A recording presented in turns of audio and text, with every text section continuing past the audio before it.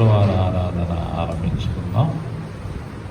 658వ పాట, నీరాక సామీప్య మనుషు నేనిప్పుడే గుర్తించి ఉంటి అనే పాట పాడుకుందాం. 658. నీరాక సామీప్యమంచు నేనిప్పుడే గుర్తించియుంటి, నీరాక కొరకై నా జీవితంబు ఆయత్త పరచుము యేసు ప్రభో.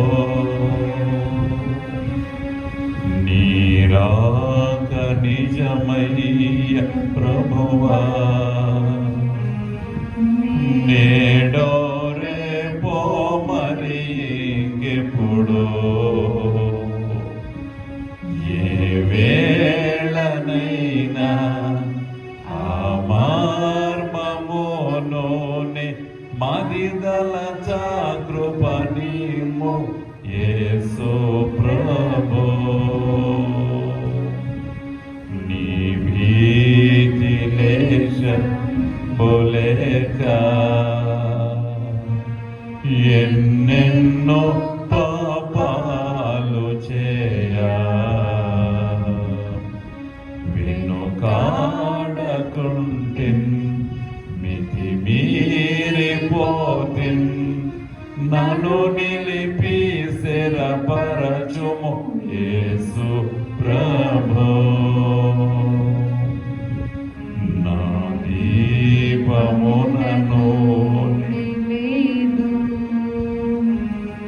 నా బ్రతుకున్న వెలుగేమీ లేదు, శుద్ధాత్మనునే సద్భక్తి కాంతి నా కొసగి వెలిగించుము యేసు ప్రభో. కడబూర మ్రోగేటి వేళ మేఘాలు నిన్ను మోయు వేళ, పరలోకవరుడా ఓ గొర్రె పిల్ల, నీ యొద్దకు నన్నెత్తుము యేసు ప్రభో. విశ్వాస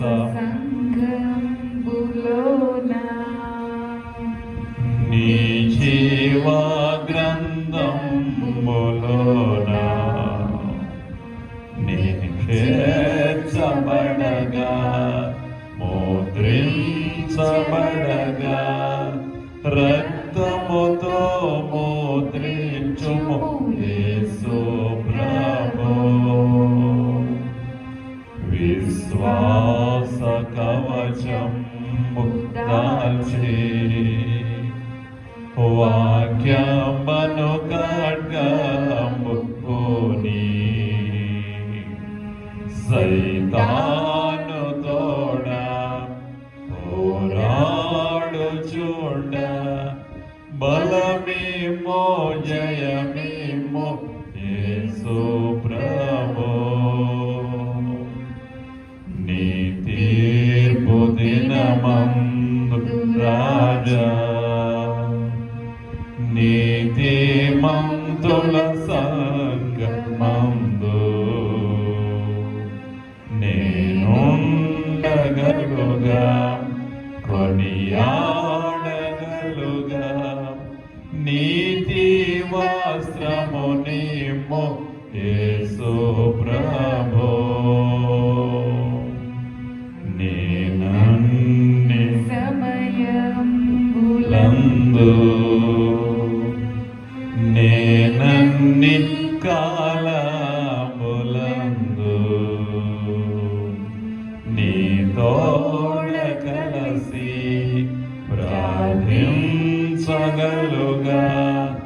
అనుభవము కలిగించుము యేసు ప్రభో.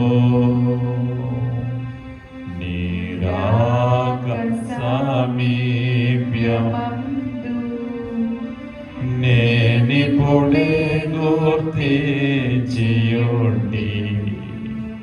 నీ రాక కొరకై నా జీవితము ఆయత్త పరచుమున యేసు ప్రభు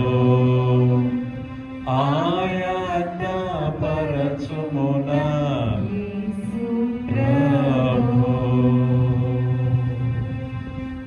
30వ పుటలో ఉన్న సాయంకాల ఆరాధన. ఓ ప్రభువా, నా పెదవులను తెరువుము, అప్పుడు నాలోని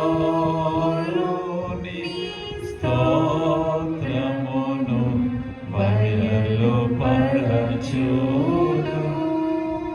ఓ దేవా, నన్ను విడిపించుటకు త్వరగా రమ్ము. ఓ ప్రభువా, నా సహాయము నాకు త్వరగా రమ్ము. తండ్రికి నీ కుమారునికి పరిశుద్ధాత్మకును ఆదియందు ఇప్పుడెల్లప్పుడు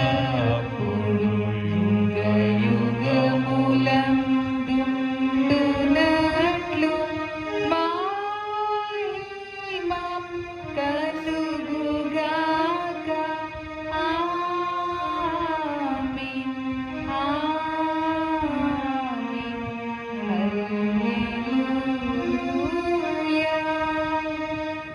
76వ సంకీర్తనను ఉత్తర ప్రత్యుత్తర రీతిగా చదువుకుందాం.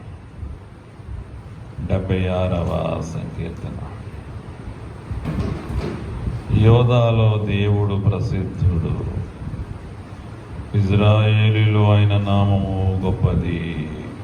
షాలేములో ఆయన గుడారం ఉన్నది, సియోనులో ఆయన ఆలయం ఉన్నది. అక్కడ వింటి అగ్ని బాణములను, కేడెములను, కత్తులను, యుద్ధాయుధములను ఆయన విరుగగొచ్చెను. దుష్ట మృగములుండు పర్వతముల సౌందర్యము కంటే నీవు అధిక తేజస్సు గలవాడవు. కఠిన హృదయులు దోచుకొనబడి ఉన్నారు, వారు నిద్ర నొంది ఉన్నారు. పరాక్రమశాలులందరి బాహుబలము హరించెను. యాకోబు దేవా, నీ గద్దింపునకు రథసారథులకును గుర్రములకును గాఢ నిద్ర కలిగెను. నీవే భయంకరుడవు. నీవు కోపపడు వేళ నీ సన్నిధిని నిలవగలవాడెవడు? నీవు తీర్చిన తీర్పు ఆకాశంలో నుండి వినపడ చేసితివి. దేశములో శ్రమనొందిన వారిని అందరినీ రక్షించుటకై న్యాయపు తీర్పునకు దేవుడు లేచినప్పుడు భూమి భయపడి ఊరకుండెను. నరుల ఆగ్రహము నిన్ను స్తుతించును, ఆగ్రహ శేషంను నీవు ధరించుకొందువు. మీ దేవుడైన యెహోవాకు మొక్కుకొని మీ మొక్కుబడులను చెల్లించుడి. ఆయన చుట్టూనున్న వారందరూ భయంకరుడుకు ఆయనకు కానుకలు తెచ్చి అర్పింపవలెను. అధికారుల పొగరును ఆయన అణిచివేయువాడు, భూరాజులకు ఆయన భీకరుడు. తండ్రికి కుమారునికి పరిశుద్ధాత్మకు ఆదియందు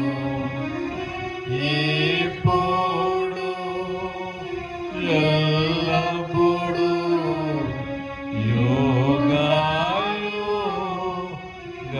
యుగయుగములందు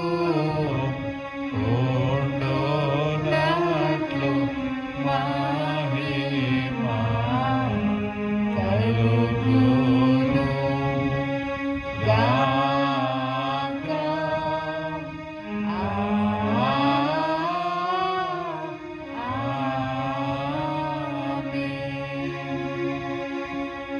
దయచేసి కూర్చోండి. దేవుని వాక్యము చదువుకుందాము. 34వ సంకీర్తన 15వ వచనం. 35 34వ సంకీర్తన 15వ వచనం. యెహోవా దృష్టి నీతిమంతుల మీదనున్నది, ఆయన చెవులు వారి మొరలకు ఒగ్గియున్నవి.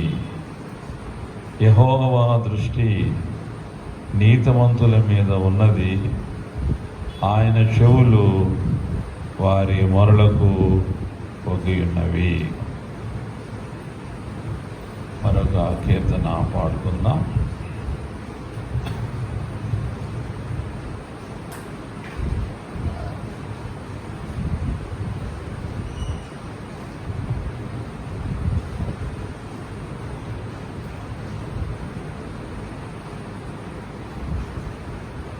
నూట 39వ కీర్తన. యేసే భగవన్నామం. 139. యేసే భగవన్నామం. 139. యేసే భగవన్నామం భజంపను, యేసే భగవన్నామం భజింపనిరంతర, యేసే భగవన్నామం. యేసే సుగుణం, యేసే శాంతం, యేసే మన శాంతం, యేసే మన శాంతి భజింపను, యేసే భగవన్నామం భజింపను, యేసే భగవన్నామం. యేసే ప్రేమం, యేసే క్షేమం, యేసే పరం ధామం, యేసే పరం ధామం భజింపను, యేసే భగవన్నామం భజింపను, యేసే భగవన్నామం. యేసే తెరవు, యేసే పరువు, యేసే సద్గురువు, యేసే సద్గురువు భజింపను, యేసే భగవన్నామం భజింపను, యేసే భగవన్నామం. యేసే నిత్యం, యేసే సత్యం, యేసే సుఖదాయం, యేసే సుఖదాయం భజింపను, యేసే భగవన్నామం భజింపను.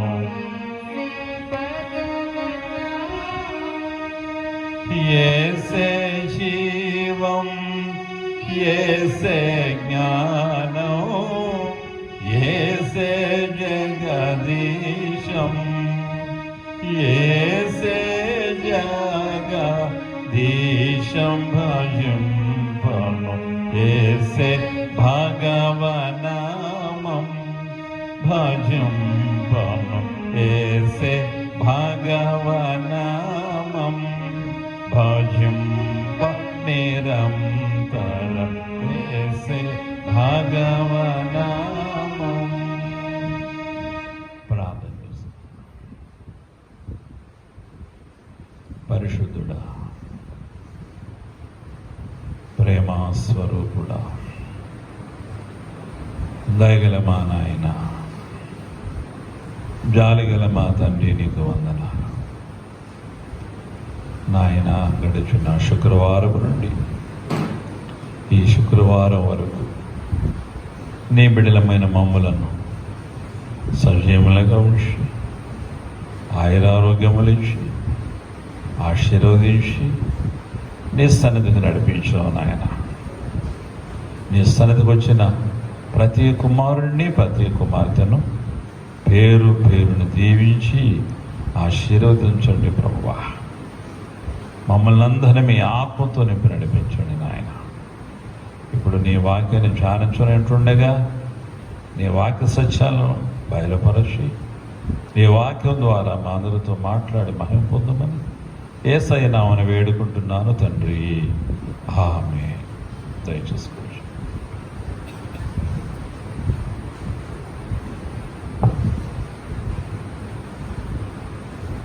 ఈ దేవుని బిడ్డలారా, చదవబడిన దేవుని వాక్యము 34వ సంకీర్తన 15వ వచనం.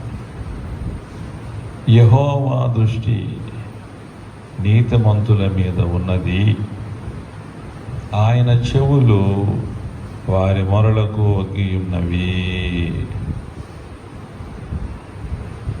యెహోవా దృష్టి నీతిమంతుల మీద ఉన్నదట. అంటే యెహోవా దృష్టి అంటే యెహోవా యొక్క కన్నులు, దేవుని యొక్క కన్నులు నీతిమంతుల మీద ఉండడం అంటే నీతిమంతులను చూస్తూ ఉన్నవి. అలాగనే ఆయన యొక్క చెవులు వారి యొక్క మొరలకు వగ్గి ఉన్నవి, అనగా వారి ప్రార్థనలు ఆయన చెవులు ఆలకిస్తున్నవి. ఆయన కన్నులేమో నీతిమంతుల మీద, ఆయన చెవులు ఆ నీతిమంతులు చేసే ప్రార్థనల మీద.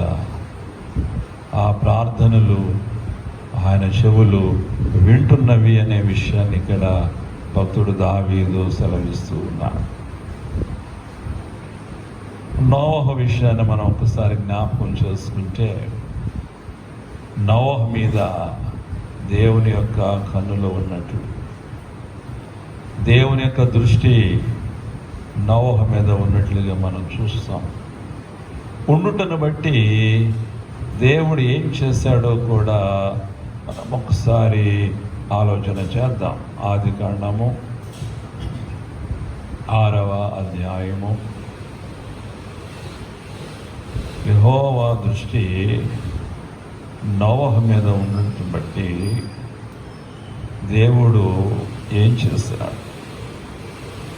6వ అధ్యాయము 8-9 వచ్చిన, నోవహు యెహోవా దృష్టి యందు కృప పొందిన వాడాయను. కారణమేమిటి? 9వ వచనం. ఎందుకు కృప పొందినాడు అంటే, నోవహు నీతిపరుడు. 2, తన తరములో నిందారహితుడు. 3, దేవునితో నడచినవాడు. అందువలన యెహోవా దృష్టి నోవహు మీద ఉన్నది. యెహోవా దృష్టి యందు నోవహు కృప పొంది ఉన్నాడు. కారణాలివే: నీతిపరుడు, నిందారహితుడు, దేవునితో కూడా నడిచినవాడు. అందువలన దేవుని యొక్క దృష్టి ఆయన మీద ఉన్నది. అందును బట్టే ఆ భయంకరమైనటువంటి జలప్రలయంలో నుండి నోవహును అతని కుటుంబాన్ని దేవుడు రక్షిస్తాడు.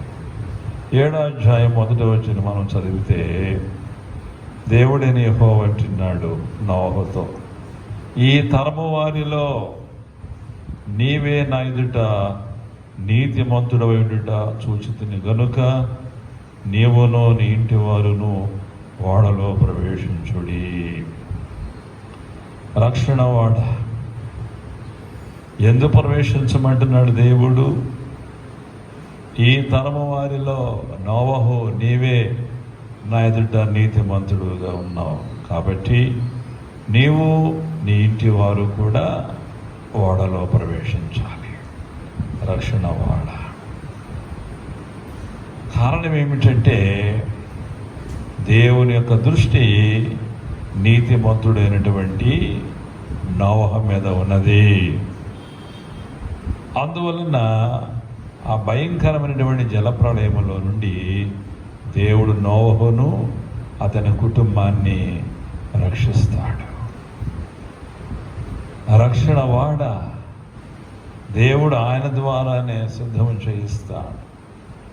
120 సంవత్సరాలు నిర్మిస్తాడు ఆ వాడ. ఆ 120 సంవత్సరాలు నిర్మిస్తున్నంత కాలము సువార్తను ప్రకటిస్తాడు నోవహు. అయితే ఎవరు విన్నారు? పైగా ప్రజలందరి దృష్టికి వెర్రివాళ్ళ కనిపించాడు నోవహు. జలప్రళయం వస్తేనే కానీ తెలియలేదు ఎవరు వెర్రిళ్ళు ఎవరు పిచ్చోళ్ళు. కాబట్టి ఇప్పుడు దేవుని బిడ్డలారా, దేవుని యొక్క కన్నులు ఆ తరము వారందరి మీదకి వచ్చినాయి, చూసినాయి. కానీ నోవహు దేవుని దృష్టిలో ఎలాగున్నాడు? ఆయన కుటుంబం ఎలాగుంది? నీతిగా, నిందారహితముగా దేవునితో నడిచిన వారుగా వారు ఉన్నారు. మరి మిగిలిన వారిని చూస్తే దేవుడు అందరూ కూడా చెడిపోయి ఉన్నారు. అందువల్లనే 6వ అధ్యాయంలో దేవుడు అంటాడు, దేవుడు ఈ భూమి మీద నరులను చేసినందుకు తన హృదయంలో ఎంతో నొచ్చుకున్నాడంట. దేవుడు ఎంతగానో బాధపడ్డాడట. అందుకే వారికి భూమి మీద ఉండకూడదని చెప్పి మొత్తం జలప్రళయం ద్వారా తుడిసేశాడు దేవుడు, కడిగేశాడు భూమిని. వాళ్ళందరూ కూడా నాశనమైపోయారు. ఇది నోవహును గురించి క్లుప్తంగా మనం ఆలోచన చేస్తే, తర్వాత మరొక భక్తుడిని జ్ఞాపకం చేసుకుంటే, ఎందుకనగా యెహోవా దృష్టి నీతిమంతుల మీద ఉంటుంది కనుక ఎలా ఉంటుందో దేవుని దృష్టి నీతిమంతుల మీద అనడానికి నోవహు ఎగ్జాంపుల్. తర్వాత దావీదుని గురించి కూడా మనం ఆలోచన చేస్తే, రాజులు మొదటి గ్రంథము 15వ అధ్యాయం. రాజులు మొదటి గ్రంథము 15వ అధ్యాయము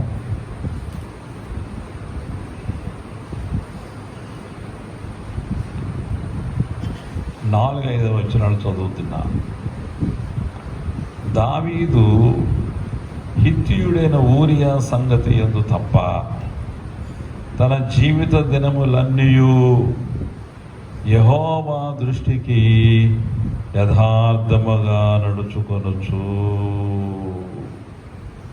యెహోవా అతనికిచ్చిన ఆజ్ఞలలో దేని విషయమందును తప్పిపోకుండెను గనుక దావీదు నిమిత్తము అతని తరువాత అతని కుమారుని నిలుపుటకును యెరూషలేమును స్థిరపరచుటకును అతని దేవుడిని యెహోవా యెరూషలేమునందు దావీదునకు దీపముగా అతని కుమారుణ్ణి ఉండనిచ్చెను. కారణమేమిటి? ఒక ఊరియా సంగతి యందు తప్ప దావీదు దేవుడు అతనికి ఇచ్చిన ఆజ్ఞలన్నీ కూడా తూచా తప్పకుండా ఆజ్ఞల ప్రకారంగా అతడు నడుచుకున్నాడు. ఏ ఆజ్ఞల్లో ఏ ఆజ్ఞ విషయంలో కూడా ఆయన తప్పిపోలేదు. అందువలన దేవుడు ఏం చేస్తున్నాడండి? దావీదు నిమిత్తము అతని కుమారుని నిలవబెట్టడానికి, యెరూషలేమును స్థిరపరచడానికి దావీదునకు దీపముగా అతని కుమారుని దేవుడు ఉండనిచ్చాడు. కారణం ఏంటంటే యెహోవా దృష్టికి యథార్థముగా నడుచుకున్నాడు కనుక. కాబట్టి దావీదు ఎవరిక్కడ? నీతిమంతుడు. యెహోవా దృష్టి ఎవరి మీద ఉంటుంది? నీతిమంతుల మీద ఉంటుంది.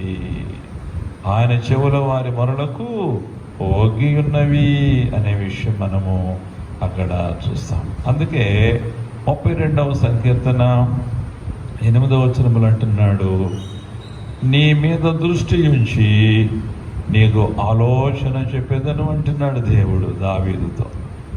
32:8 నీ మీద దృష్టి ఉంచుతాను, నీకు ఆలోచన చెబుతాను. 33వ సంకీర్తన 19వ వచనం. యెహోవా దృష్టి ఆయన భయభక్తులు గల వారి మీదను, ఆయన కృప కొరకు కనిపెట్టు వారి మీదను నిలుచుచున్నది. ఏమంటున్నాడు? యెహోవా దృష్టి ఆయన భయభక్తులు గల వారి మీదను, ఆయన కృప కొరకు కనిపెట్టు వారి మీదను నిలుస్తున్నది అంటున్నాడు. అంటే మిగతా వారిని దేవుడు చూడటం లేదా? ఆయన నరులనందరినీ దృష్టిస్తూ ఉన్నాడు. అయితే ఇక్కడ ప్రత్యేకించి మరి ఆయన యొక్క దృష్టి, ఆయన యొక్క కన్నులు నీతిమంతులు ఎవరు యథార్థంగా నడుస్తున్నారు నా దృష్టికి అని నీతిమంతుల కొరకు దేవుని యొక్క కన్నులు వెతుకుతూ ఉన్నాయి. ఆయన అందరినీ చూస్తూ ఉన్నాడు. అయితే ఆయన ఏదో భయభక్తులు కలిగిన వారు ఎవరు అని ఆయన ఏం చేస్తున్నాడంటే ఆయన కనులు వారి కొరకు వెతుకుతూ ఉన్నాయి. అందుకంటున్నాడు ఇక్కడ, యెహోవా దృష్టి ఆయన యందు భయభక్తులు గల వారి మీదను, ఆయన కృప కొరకు కనిపెట్టు వారి మీదను నిలుచుచున్నది. అంటే ఈ భక్తులు దేవుని యొక్క దృష్టికి యథార్థముగా నడిచే నీతిమంతులు దేవుని యొక్క కనుసన్నలలో ఉంటున్నారు. దేవుడు వారిని, వారి కుటుంబాలను దీవిస్తూ ఉన్నాడు, ఆశీర్వదిస్తున్నాడనే విషయాలు మనం దీనిని బట్టి మనము తెలుసుకోవాలి. రెండవ మాట ఏంటంటే, ఆయన చెవులు వారి మొరలకు ఒగి ఉన్నవి అనే మాట. దేవుని యొక్క చెవులంట వారు ప్రార్థన చేస్తూ ఉంటే ఆలకిస్తున్నాయి అంటండి. వారి ప్రార్థనలు, వారి యొక్క మొరలు ఆయన ఆలకిస్తూ ఉన్నాడు. అందుకంటున్నాడు కీర్తన 94:9, చెవులు కలగజేసిన వాడు వినకుండునా అంటున్నాడు. చెవులు ఎవరు కలుగజేస్తారు? దేవుడే కదా. కాబట్టి చెవుల్లో కలుగజేసినటువంటి దేవునికి చెవులు ఉన్నాయి. కాబట్టి ఆయన వినకుండా ఉంటాడా? వింటాడు, తప్పకుండా వింటాడనే విషయాన్ని అక్కడ తెలియజేస్తున్నాడు. అందుకే భక్తుడు అంటాడు కీర్తన 5:1, యెహోవా నా మాటలు చెవిని పెట్టుము అంటున్నాడు. నా మాటలు చెవిని పెట్టు నాయన అంటే నా మాటలు విను నాయన, నా ప్రార్థన విను అని ఇక్కడ భక్తుడు దేవునితో చెబుతూ ఉన్నాడు. మరి పేతురు భక్త కోటికి రాస్తూ మొదటి పత్రిక 3వ అధ్యాయము 15వ వచనం అంటున్నాడు, ప్రభువు చెవులు వారి ప్రార్థనల వైపునను ఉన్నవి అన్నాడు. ప్రభు యొక్క చెవులంట ఎవరైతే ఆయనకు మొరపెడుతూ ఉంటారో లేక ప్రార్థన చేస్తూ ఉంటారో వారి వైపే ఆయన చెవులు ఉంటున్నవంటండి. కాబట్టి దీన్ని బట్టి మనం చూస్తే దేవుడు దృష్టించేవాడు నీతిమంతులను. దేవుడు వారు ప్రార్థనలు చేస్తూ ఉంటే చెవియొగ్గి ఆలకిస్తూ ఉండేవాడై ఉన్నాడు. ఇంకా చాలా వాక్యాలు మనం తెలుసుకోగలిగితే, తన యందు భయభక్తులు కలిగిన వారు మాటలాడుకొనుచూ ఉంటుండగా యెహోవా చెవియొగ్గి ఆలకించను అనే మాట.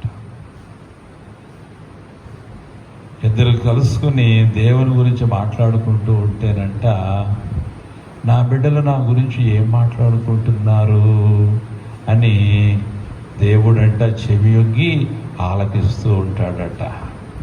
దేవునికి ఎంత ఇష్టమో ఆయన బిడ్డలు ఆయన గురించి మాట్లాడుకోవడం చాలా ఇష్టం దేవునికి. అంతేగాని లోకాభిరామణ మాట్లాడుకోవడం ఆయనకు ఇష్టం లేదు. లోక వార్తలు చెప్పుకోవడం కూడా దేవునికి ఇష్టం లేదు. ద్వితీయోపదేశ కాండంలో దేవుడు అంటాడు, దేవుడు సెలవిచ్చిన మాట పాత నిబంధనలో, నీవు లోకం యొక్క వార్తలు చెప్పుకోకుండగా, వాటిని వినకుండగా నువ్వు ఉన్నట్లయితే లోకం యొక్క ఉన్నత స్థలముల మీద నేను నిన్ను కూర్చుండబెడతాను అనే మాట కూడా దేవుడు సెలవిస్తాడు. అంటే ఎక్కడ ఏం జరుగుతుంది తెలుసుకోకుండా ఉండడం అనేది కాదు. అక్కడ అంటే వ్యర్థమైనవి, మనకు అవసరం లేనివి, మనకు పనికిరానివి ఏమండి. కాబట్టి లోక సంబంధమైనవి, అలాంటివి వ్యర్థమైనవి, ఉపయోగం లేనివి మాట్లాడుకోకూడదు. ఎందుకంటే అట్లా మాట్లాడుకున్నట్లయితే ఆ మాటల్లో దోషాలు ఉంటాయని ప్రభువు సెలవిస్తున్నారు. విస్తారమైన మాటలలో దోషం ఉండక మానదు. విస్తారమైన మాటల వలన లేని వార్తలు కూడా పుట్టించే అవకాశాలు వస్తూ ఉంటాయి. మరి లేని వార్తను కూడా పుట్టించకూడదని వాక్యం సెలవిస్తూ ఉన్నది. కాబట్టి ఇప్పుడు దేవుని బిడ్డలారా, దేవుని యొక్క దృష్టి ఎవరి మీద, ఆయన చెవులు ఎవరి మొరలకు ఒగ్గి ఉన్నవి అంటే నీతిమంతుల మొరలకు, నీతిమంతుల మీద ఆయన దృష్టి ఉన్నది అనే విషయం. మరి అనీతిమంతులను చూడటం లేదా, పాపులను చూడటం లేదా అంటే ఆయన అందరినీ చూస్తూ ఉన్నాడు. అయితే నీతిమంతులను చూచినప్పుడు ఆయనకు అధిక సంతోషం కలుగుతూ ఉంటుంది. మరి అవినీతి మందులను చూచినప్పుడు ఆయన దుఃఖపడుతూ ఉంటాడు. మరి నోహు జలప్రళయం ఆయన కాలంలో జలప్రళయం అందుకే కదా, ఆయన అందరినీ చూడబట్టే కదా, దుష్టులను కూడా చూడబట్టే కదా, వారి యొక్క దుష్టత్వాన్ని చూడబట్టే కదా జలప్రళయాన్ని రప్పించాడు. నరుల చెడుతనము భూమి మీద గొప్పది అనే మాట మరి దేవుడు చూడకుండగా, దృష్టించకుండగా ఆ పని చేస్తాడా?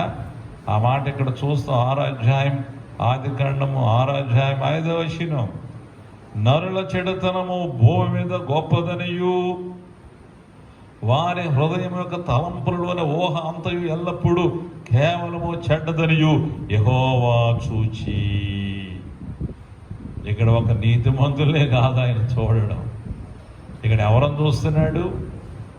భయంకరమైనటువంటి చెడుతనముతో నిండిన వారిని కూడా ఆయన చూస్తున్నాడు. ఏ చూపుతో చూస్తున్నాడు? వీళ్ళని నాశనము చేయాలనే చూపుతో చూస్తున్నాడు. నీతిమంతులను ఎలా చూస్తున్నాడు? వీరిని ఎలాగ ఆశీర్వదించాలి, ఎంతగా ఆశీర్వదించాలని చూస్తాడు. అది ఇక్కడ తేడా. మరి వీళ్ళని చూస్తున్నాడు. నరుల చెడుతనము భూమి మీద గొప్పదనియు, దేవుడు చూడబట్టే వారి యొక్క చెడుతనం ఎంత గొప్పదో తెలుసుకోగలిగాడు. వారి హృదయం యొక్క తలంపులలోని ఊహ అంతయు ఎల్లప్పుడూ, వారి హృదయం యొక్క తలంపులలోని ఊహ, వారి తలంపులలోని ఊహలు ఊహిస్తూ ఉంటారు, తలస్తూ ఉంటారు, ఆలోచిస్తూ ఉంటారు. అవి కూడా దేవుడు చూస్తున్నాడు. అవి పైకి కనబడవు. నేను భయంకరమైనటువంటి తలంపులు కలిగి ఉన్నాను, కానీ మీకు అవి కనిపించవు, కానీ దేవుడు చూస్తున్నాడు. ఇక్కడ వ్రాయబడిన మాట అదే. వారి హృదయముఖ తలంపులలోని ఊహ అంత ఎల్లప్పుడూ ఎప్పుడు కూడా కేవలము చెడ్డదనియు యెహోవా చూచి. తాను భూమి మీద నల్లను చేసినందుకు సంతాపము నొంది తన హృదయములో నొచ్చుకొనేను. చూసారండి? కాబట్టి దేవుడు అందరినీ చూస్తున్నాడు. ఆయన దృష్టి నీతిమంతుల మీద, అనీతిమంతుల మీద ఉంటున్నది. అందరినీ చూస్తున్నాడు. అయితే ఇక్కడ యెహోవా దృష్టి నీతిమంతుల మీద ఉన్నది అంటే వారిని ఆశీర్వదిస్తున్నాడు, వారిని దీవిస్తున్నాడు, వారికి అభివృద్ధిని కలుగజేస్తున్నాడు అనే విషయాలు మనము తెలుసుకోవలసిన వారమై ఉన్నాము. తర్వాత ఆయన చెవులు వారి మొరలకు ఒగ్గి ఉన్నవంటే వారు ప్రార్థన చేస్తూ ఉంటే దేవుడు ఆలకిస్తూ ఉన్నాడు. ప్రార్థన ఆలకించేవాడు, ప్రార్థనలకు జవాబునిచ్చేవాడు. దావీదు భక్తుడు అంటాడు, నా హృదయంలో పాపం ఉంచుకొని నేను ప్రార్థన చేసినట్లయితే దేవుడు నా మనవి వినకపోవునుగాక అన్నాడు. చూసారా? కాబట్టి హృదయంలో పాపం ఉంచుకొని ప్రార్థన చేసిన దేవుడు వినడు. కాబట్టి ఏం చేయాలి? మనం ఏం చేయాలి? ప్రభువును ముందుగా వేడుకోవాలి. ప్రభువా, నీ రక్తంతో నన్ను కడుగు నాయనా, నన్ను శుద్ధి చేయి ప్రభువా అని, నా పాపాలు క్షమించు ప్రభువా అని చెప్పి ముందుగా ప్రభువుని వేడుకోవాలి. ఆ తర్వాత ప్రభువుని అడగాలి. అప్పుడు ఆయన ఎంత మంచివాడో, తండ్రిని గురించి ప్రభువు చెప్పినటువంటి మాట ఇందాక మనము ఉత్తర ప్రత్యుత్తర రీతిగా సంకీర్తన చదువుకున్నాం. భక్తుడు దేవుణ్ణి భీకరుడు అన్నాడు, భయంకరుడు అన్నాడు. దేవుడు భయంకరుడా? దేవుడు భీకరుడా? ఇందాక ఉత్తర ప్రత్యుత్తర రీతిగా మనం చదువుకున్నాం కదండి. అవును, భీకరుడే. 6వ కీర్తనంలో మనం పాడతాం, భీకరుండవు మా యెహోవా పీఠమెదుటం గోడరే ఏకమై సాష్టాంగపడి సర్వేశ్వరుని కొనియాడరే. భీకరుండవు మా యెహోవా పీఠమెదుటం గోడరే. సొలొమోను మహారాజు గారు కూడా చరిత్ర ప్రసిద్ధికి ఎక్కిన గొప్ప దేవాలయాన్ని నిర్మించిన తర్వాత, కట్టిన తర్వాత, ఆలయ ప్రతిష్ఠిత దినమందు సర్వ సమూహము చూస్తూ ఉంటుండగా దేవుని తట్టు తన 2 చేతులు ఎత్తి ఆకాశం వైపు కన్నులెత్తి ప్రార్థన చేస్తాడు సొలొమోను మహారాజు. ఆ ప్రార్థనలో కూడా దేవుణ్ణి ఏమంటాడంటే, భయంకరుడవైన గొప్ప దేవా అన్నాడు. కానీ ఆ దేవుని యేసయ్య ఏమన్నారో తెలుసునా? నా పరలోకపు తండ్రి, నా తండ్రి ఎంత మంచివాడంటే ఆయన నీతిమంతుల మీదను అవినీతిమంతుల మీదను తన యొక్క వర్షాన్ని కురిపిస్తున్నాడు, తన సూర్యుణ్ణి ఉదయింపజేస్తున్నాడు. ఎవరు? ఈ భీకరుడు, భయంకరుడు. అసలు భయంకరుడు అనే మాటకి తర్జుమా చేయబడిన విషయం ఏంటో తెలుసునా? భయంకరుడు అంటే అర్థం ఏంటనుకుంటున్నారు? భయంకరుడు అనగా నీతిమంతుడు అని అర్థం. 5వ సంకీర్తన మనం పాడతాం, 5వ పాట ఆంధ్ర క్రైస్తవ కీర్తనలో, నీతి గల యెహోవా స్తుతిమి ఆత్మతో నర్పించుడి, మీ ఆత్మతో సేవించుడి. నీతి గల, అసలు నీతి గల కాదంటారు కొంతమంది భక్తులు. అంటే మన తెలుగు తర్జుమాకు వచ్చేసరికి మరి భక్తులు నీతి గల, నీతి కలిగిన వాడు, దానికి భక్తులు ఒప్పుకోరు. అసలు నీతి కలిగి ఉండడం ఏంటి? అసలు ఆయనే నీతి అంటారు. తండ్రి అయినటువంటి దేవుడే నీతి. ఇంకా ఆయనకి నీతి, ఆయన నీతి కలిగి ఉండడం ఏంటి? అసలు నీతి అంటే ఆయనే, ఆయన పేరే నీతి. భీకరుడు, భయంకరుడు అనే మాటకు అర్థం ఏంటంటే నీతిమంతుడని అర్థం అంట. ఎంత తేడా ఉందో చూస్తారా? ఆ నీతిమంతుడు దగ్గరికి వెళ్ళడానికి మనకు భయం, అది ఆయన భీకరత్వం. భయంకరుడు అంటే మరి నేను పాపిని, ఆయనేమో నీతిమంతుడు. ఒక స్ట్రిక్ట్ ఆఫీసర్ దగ్గరికి వెళ్ళాలనుకోండి, మనం ఫ్రాడ్ చేస్తున్నాము, వెళ్ళడానికి ఎలా ఉంటుంది, మనకి భయం వేస్తుంది. అమ్మో, చాలా జాగ్రత్తగా మాట్లాడాలి, ఆయన చాలా స్ట్రిక్ట్, ఆయన చాలా యథార్థవంతుడు, నీతిమంతుడు, ఆయన దగ్గర చాలా జాగ్రత్తగా ఉండాలి, చాలా జాగ్రత్తగా మాట్లాడాలి, ఎలా పడితే అలా అని అంటాం చూసారా? అదనమాట. దేవుడంటే నీతిమంతుడు అనగా భయంకరుడు అనగా నీతిమంతుడు. ప్రవక్తలు, రాజులు, భక్తులు దేవుణ్ణి భీకరుడు అన్నారు, భయంకరుడు అన్నారు. అవును. యోన ఏమన్నాడో తెలిసిన? యోనాను పంపిస్తాడు దేవుడు, మొత్తాన్ని వెళతాడు. ఒకరోజు తిరిగి ప్రకటించిన తర్వాత వాళ్ళందరూ మారిపోతారు. ఆ తర్వాత దేవుని గురించి దేవుడు తాను చేయదలసిన కీడును చేయక మానేస్తాడు. ఎందుకంటే రాజుగారు మొదలు తిరగల విసిరే దాస్య వరకు, ఆ దేశంలో ఉన్నటువంటి పశువులతో సహా అందరూ గోనె పట్ట కట్టుకుని బూడిదలో కూర్చుని 3 రోజులు ఉపవాస ప్రార్థనలు చేస్తారు, దేవుని తట్టు తిరుగుతారు. అప్పుడు ఎంత పాపం విషయంలో భయంకరుడు, పాపం విషయంలో భీకరుడైనటువంటి ప్రభువుని ఎప్పుడైతే వారి పాపాలు దేవుడు పరిహరించి తాను చేయదలసిన కీడును చేయక మానేస్తాడో అప్పుడు యోన దేవుణ్ణి ఏమన్నాడు తెలుసిన?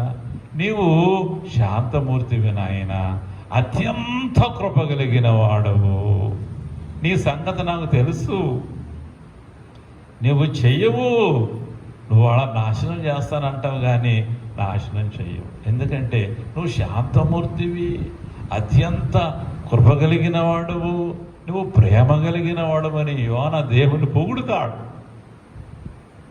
భీకరుడు, భయంకరుడు, నీతిగల దేవుడు, పరిశుద్ధుడు, ఆయన కృప కలిగిన వాడు, ప్రేమ కలిగిన వాడు, జాలి కలిగిన వాడు. అదే యోన మాటలు అవి. కృప కలిగిన వాడు, అత్యంత కృప అంటాడు, పైగా మామూలు కృప కాదు. నువ్వు బహు శాంతమూర్తివి అంటాడు, మామూలు శాంతమూర్తి కాదు దేవుడు, బహు శాంతమూర్తి. ఎవరు? ఈ భీకరుడు, ఈ భయంకరుడైనటువంటి దేవుడు. కాబట్టి దేవుని బిడ్డలారా, దేవుని ప్రజలారా, మరి మనము ఆయన నీతి గలవిన వాడు గనక, నీతిమంతుడు గనక, మనము అవినీతి పరులము గనక ఆయనంటే మనకు భయమే. అయితే మనలో ఆ పాపాన్ని ఉంచుకొని ప్రార్థన చేస్తే మన మొరలకు ఆయన చెవియొగ్గడు కదండి. అందుకే భక్తుడు అంటాడు, నా హృదయంలో పాపం ఉంచుకున్న దేవా, నేను నీకు ప్రార్థన చేస్తే దేవుడు నా మనవి వినకపోవును అంటాడు. అయితే ఈ పాపం పోవాలంటే ఏం చేయాలి? మన ప్రార్థనలు దేవుని సన్నిధికి వెళ్ళాలంటే తండ్రికే మనం చేస్తాం ప్రార్థన, యేసు నామమున వెళ్ళాలి. మీడియేటర్ యేసు ప్రభువారు. తిమోతికి తన మొదటి పత్రికలో పౌలు గారు రాశారు కదా, దేవుడొక్కడే, దేవునికిని మనుషులకు నరులకు మధ్యవర్తి ఒక్కడే, ఆయన క్రీస్తు యేసును నరుడు. పరలోక రాజ్య ప్రవేశము సమృద్ధిగా కలగాలి అంటే యేసు ప్రభు వారి ద్వారానే. మనము నిత్యము చేసే ప్రార్థనలు తండ్రికి ఎవరి ద్వారా వెళ్ళాలి? యేసయ్య ద్వారానే వెళ్ళాలి. కాబట్టి వెళ్ళాలి అంటే ముందు ప్రార్థనలో ఆయన రక్తంతో మన హృదయాలు, మన బ్రతుకులు, మన జీవితాలు మనము కడిగి వేసుకోవాలి. ప్రభువా, నీ రక్తంతో కడుగు, నన్ను శుద్ధి చేయి, అప్పుడు ప్రార్థన చేయి. విరిగి నలిగిన మనసుతో, పశ్చాత్తాప హృదయంతో నువ్వు ప్రార్థన చేస్తే ఎందుకు వినడు? తప్పక వింటాడు ఆయన. మీరు విసుగక నిత్యము ప్రార్థన చేయండి అంటున్నాడు ఆయన. ప్రార్థనా పరులంటే ప్రభువుకు చాలా ఇష్టం. ప్రార్థనా పరులంటే అపవాదికి చాలా కష్టం. ప్రార్థనా పరులంటే అపవాదికి పరమ అసహ్యం, భయం కూడా, చాలా భయం. ప్రార్థనా పరులంటే సాతానికి చాడలు, పారిపోతాడు. ఓ భక్తుడు అంటాడు, నువ్వు వాక్యం చదువుతున్నంతసేపు ఏం వాక్యం చదువుతున్నావా అని చెప్పి సైతన్ గడు నీ పక్కనే కూర్చుంటాడు. భయపడకండి, మళ్ళీ ఇంటి దగ్గర వాక్యం చదువుకునేటప్పుడు సైతన్ గడు నా పక్కనే ఉన్నాడేమో అని అనుకుంటారేమో. ఉండడండి. ఓ భక్తుని మాటలు చెప్తున్నాను. నువ్వు అంటే ప్రార్థన ఎంత గొప్పదో, దాని శక్తి ఎంత గొప్పదో చెప్తున్నాను నేను. ప్రార్థన, నువ్వు వాక్యం చదువుతున్నంతసేపు ఏం వాక్యం చదువుతున్నావా అని చూస్తూ ఉంటాడంట వాడు. వాక్యం ఎందుకంటే నువ్వు వాక్యం చదువుతున్నావంటే నువ్వు వాక్యం ద్వారా దేవునితో నువ్వు వాక్యము దేవుడే కదా, దేవుడు నీతో మాట్లాడుతూ ఉంటాడు. దేవుడు నీతో వాక్యం ద్వారా ఏం మాట్లాడుతున్నాడో అడిగి కావాలి. అందుకే వాడు అక్కడ కూర్చుంటాడు. నువ్వు ప్రార్థనకు మోకరించావనుకో, ఇంక వాడు అక్కడ ఉండడం, పారిపోతాడు, పలాయనం తెగిస్తాడు. ఎందుకంటే దేవుడు నీతో వాక్యం ద్వారా మాట్లాడిన తర్వాత నువ్వు ప్రార్థనలో దేవునితో మాట్లాడతావు కదా, అప్పుడు దేవుడు ఆలకిస్తూ ఉంటాడు కదా. అందువల్ల వాడికి నచ్చదు, వాడు అక్కడ ఉండలేడు, తట్టుకోలేడు, ఆగలేడు వాడు. అందుకని అక్కడి నుంచి వెళ్ళిపోతాడని ఒక భక్తుడు సెలవిస్తాడు.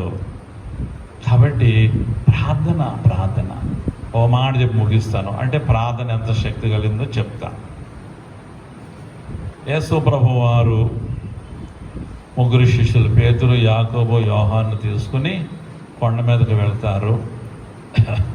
రూపాంతరం అయిన తర్వాత కింద 9 ఉంటారు మిగతా శిష్యులు కొండ దిగువని. ఈలోగా దయ్యం పట్టినోడిని తండ్రి తీసుకుని వస్తాడు.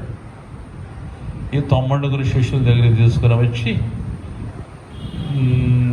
నా కొడుకు దయ్యం పట్టింది, వదిలించండి అని చెప్పి ఆ 9 అడుగుతాడు తండ్రి. ఆ 9 వల్ల కాలేదు. అక్కడికి చాలామంది జనసమూహం పోగైపోయినప్పటికీ ఆ కొండ దిగువకి ప్రభువారు కొండ మీద నుండి దిగి వస్తున్నాడు. పేతురు, యాకోబు, యోహానులతో ఆయన దిగి వచ్చి ఏంటి అని అడుగుతున్నాడు ఆయన. అప్పుడు ఆ తండ్రి చెప్తున్నాడు, నా కుమారుడికి దయ్యం పట్టింది, అగ్నిలోనూ నీళ్లలోనూ అది పడదొస్తుంది, ఎప్పుడు ఎక్కడ ఏం చేస్తుందో భయంగా ఉంది, చంపుకుపోతుందని భయంగా ఉంది. నీ శిష్యులను వేడుకున్నాను, వారి వల్ల కాలేదు, మరి నీ వల్ల అవుతుందేమో అని అంటే, తండ్రి నువ్వు నమ్మకం ఉంచు అయ్యా, నువ్వు నమ్మకం ఉంచు అన్నప్పుడు ఆ తండ్రి చక్కని మాట అన్నాడు. నాకు చాలా ఇష్టం. ఏంటో తెలుసిన, ప్రభువుకి పేటేశాడు తిరిగి. నేను ప్రభువా నమ్మకం ఉంచుతున్నాను కానీ అపనమ్మకం ఉండకుండా నీవే నాకు సహాయం చేయాలన్నాడు. మళ్ళా ప్రభువుకి పెట్టాడు. చాలా గొప్ప మాట. నాలో అపనమ్మకం రాకుండా నువ్వే నాకు సహాయం చేయాలి అన్నాడు. ఆ తర్వాత వాడిలో ఉన్నటువంటి ఆ దయ్యాన్ని ప్రభు గద్దిస్తే ఆ దయ్యం వాడిని విడిచి వెళ్ళిపోతుంది. అప్పుడు ఏకాంతంగా 9 ప్రభువుని అడుగుతారు, ప్రభువా మేమెందుకు ఆ దయ్యాన్ని వెళ్ళగొట్టలేకపోయాము అంటే, అప్పుడు ప్రభువు చెప్తారు, ప్రార్థన వలనే తప్ప మరి దేని వలన కూడా అది సాధ్యపడదు. ప్రార్థన శక్తి అంత గొప్పది అని ప్రభువారు సెలవిచ్చారు. ఆయన సేవా రహస్యం ప్రార్థనే కదా.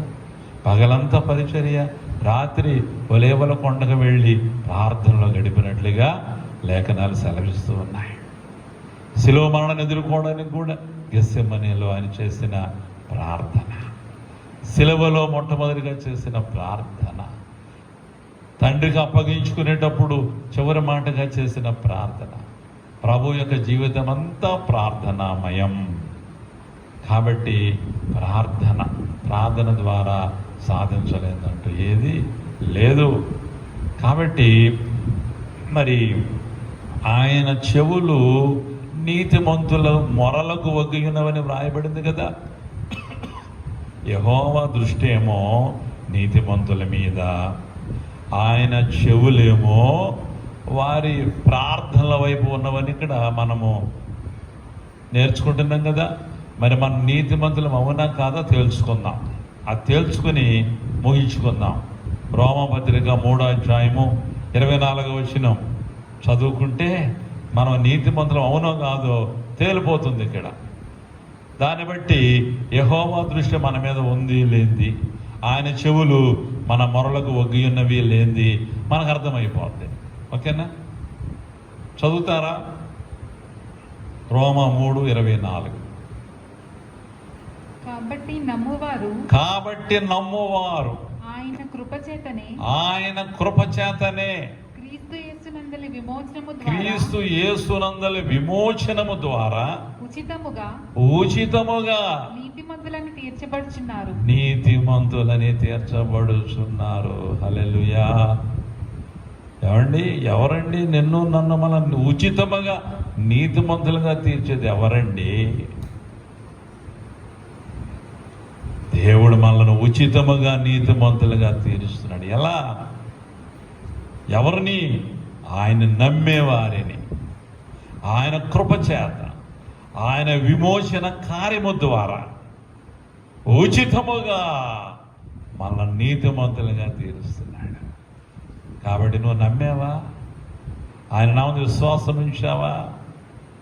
అయితే ఆయన కృప ద్వారా, ఆయన శిలువలో జరిగించిన గొప్ప ఆ విమోచన కార్యము ద్వారా ఉచితముగా నిన్ను నన్ను మనల్ని నీతిమంతులుగా తీర్చాడు. నువ్వు నమ్ముతున్నావా?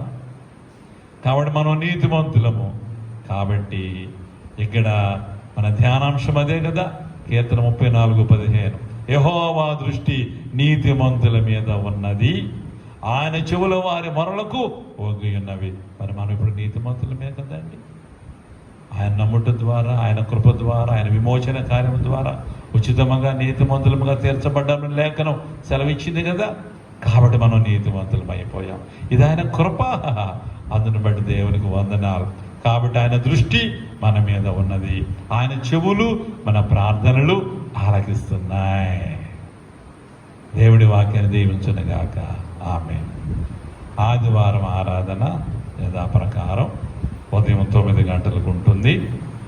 పోయిన ఆదివారం చెప్పినట్లుగా మరి ఫేవరిష్గా ఉన్న జలుబు, గొంతు నొప్పి, ఆయాసం ఇలాంటి కొన్ని సిమ్టమ్స్ కనిపిస్తుంటే అలాంటి వాళ్ళు దయచేసి రాకుండా ఉండడం మంచిది. డాక్టర్లను సంప్రదించడం మంచిది. మరి మందిరానికి కూడా రావడం అంత మంచిది కాదు. వారు కేర్ తీసుకోవాల్సిందిగా వారికి నేను మనం చేస్తున్నాను. మరి జాగ్రత్త వహించాలి, కానీ భయపడిన అవసరం లేదు. కానీ ఈ కరోనా విషయంలో మరి దేవుని దయ వల్ల తగ్గుముఖం పడుతుంది, మన రాష్ట్రం నుంచి అమ్మబడుతుంది. పూర్తిగా అసలు ఈ లోకంలో ఉన్నటువంటి వైరస్ అంతా పూర్తిగా నిర్వీర్యమైపోవాలి, నిర్మూలమైపోవాలని మనం ప్రార్థన చేద్దాం. దేవుడి లోకానికి మంచి వాతావరణం దయచేయాలి. మనము ప్రార్థన చేద్దాం. ప్రార్థన చేసుకుందాం. పరిశుద్ధుడవైన తండ్రి, ప్రేమ స్వరూపుడమైన ప్రభువా, నీకు వందనాలు, నీకు స్తుతులు, నీకు స్తోత్రములు. నాయనా, నీ బిడ్డలముగా ఉచితముగా నీ మహాకృప చేత నీ విమోచన కార్యము ద్వారా నీతిమంతులముగా తీర్చబడ్డాం. ఎందుకంటే నిన్ను నమ్ముకున్నాము గనుక. నీవే మా దేవుడవని, మా ప్రభుడవని, మా రక్షకుడవని, మా తండ్రివని, మమ్మల్ని పుట్టించిన వాడవని, పోషిస్తున్న వాడవని మేము నిన్నే నమ్ముకున్నాము కనుక నమ్మిన మమ్మల్ని ప్రేమించి మీరు మాకు ఇచ్చిన ధన్యత. నీతిమంతులు, నీతిగల న్యాయాధిపతివి నీవు, నీవే నీతిమంతుడవు. నేను నమ్మిన బిడ్డలను కూడా మీరు నీతిమంతులుగా తీర్చావు నాయన. అందుకే భక్తుడు అంటున్నాడు, యెహోవా దృష్టి నీతిమంతుల మీద, వారి మొరలు ఆయన ఆలకిస్తాడు అనే మాటలు. అవును, నీ కన్నులు, నీ చెవులు మా మీద ఉంచినందుకై నీకు వందనాలు ప్రభువా. కూడా వచ్చిన బిడ్డలందరినీ మీరు దీవించి ఆశీర్వదించండి ప్రభువా. నాయనా, ప్రియ బిడ్డలు, నీవు నీ స్వరక్తం ఇచ్చి సంపాదించుకున్నటువంటి బిడ్డలు నాయన. వీరు వాతావరణం బాగలేదు, మంచి మంచి వర్షాలు, గట్టి వర్షాలు పడుతున్నాయి. ఈ వర్షాలంత ఉపయోగకరమైనవి కావు. వరదలు వచ్చేస్తున్నాయి, పంటలు నష్టపోతున్నాయి, ఎంతోమంది చచ్చిపోతున్నారు, నిరాశ్రయులైపోతున్నారు, మూగజీవులు కూడా చనిపోతున్నాయి. నాయన, పల్లెలు పట్టణాలు నేట ముంపు గురైపోతున్నాయి ప్రభా. అతివృష్టి, మాకు అతివృష్టి ప్రమాదమే, అనావృష్టి ప్రమాదమే. చాలినంత వర్షాన్ని మాకు ఈ ప్రభా చాలు. ఎక్కువైతే ఇదిగో నదులు పొంగి ప్రవహిస్తున్నాయి, వరదలు ఓడను ముంచెత్తుతున్నాయి, పంటలు నష్టపోతున్నాయి. కాబట్టి నాయన, అంత భయంకరమైన వర్షాలు పడుతున్నాయి. అలాంటి వర్షాల్లో కూడా నీ బిడ్డలు నిన్ను చూడాలని వచ్చారు ప్రభువా. నీకు కనబడాలని, నీ ముఖదర్శనము చేసుకోవాలని, నిన్ను స్తుతించి మహిమపరచి ఘనపరచి నీ దీవెనలు పొందాలని వచ్చారు ప్రభువా. ఈ బిడ్డలందరినీ పేరు పేరున దీవించి ఆశీర్వదించమని వేడుకుంటున్నాను నాయన. నాయనా, కూడవచ్చిన బిడ్డలలో ఎవరికైనా ఏదైనా బలహీనత ఉన్నదా తొలగించు నాయన. బలమును, ఆరోగ్యమును, శక్తిని ఈ బిడ్డలందరికీ ప్రసాదించు ప్రభువా. నీకు వందనాలు, స్తుతులు, స్తోత్రాలు చెల్లిస్తా ఉన్నాను. ఈ బిడ్డల ప్రతి ప్రార్థన అవసరత మీరు తీర్చండి. సకల ఆశీర్వాదాలతో నింపండి నాయన. భయంకరమైనటువంటి కరోనా వైరస్, దీనికి ముగింపు పలకండి ప్రభువా. చాలు, ఎంతో మందిని బలిగొంటుంది, ఎంతో మంది ఆరోగ్యాలు పాడు చేస్తుంది, ఎందరినో భయపెడుతుంది. ఈ వైరస్ వల్ల స్వేచ్ఛ లేకుండా అయిపోయింది, స్వాతంత్రం లేకుండా అయిపోయింది నాయన. మనుషులు హార్ట్ఫుల్గా మాట్లాడుకోవడానికి, కలుసుకోవడానికి, శుభకార్యాలకు వెళ్ళడానికి కూడా భయమే. విచారకరమైనటువంటి వారిని దర్శించడానికి వెళ్ళడానికి కూడా భయమైపోతుంది ప్రభా.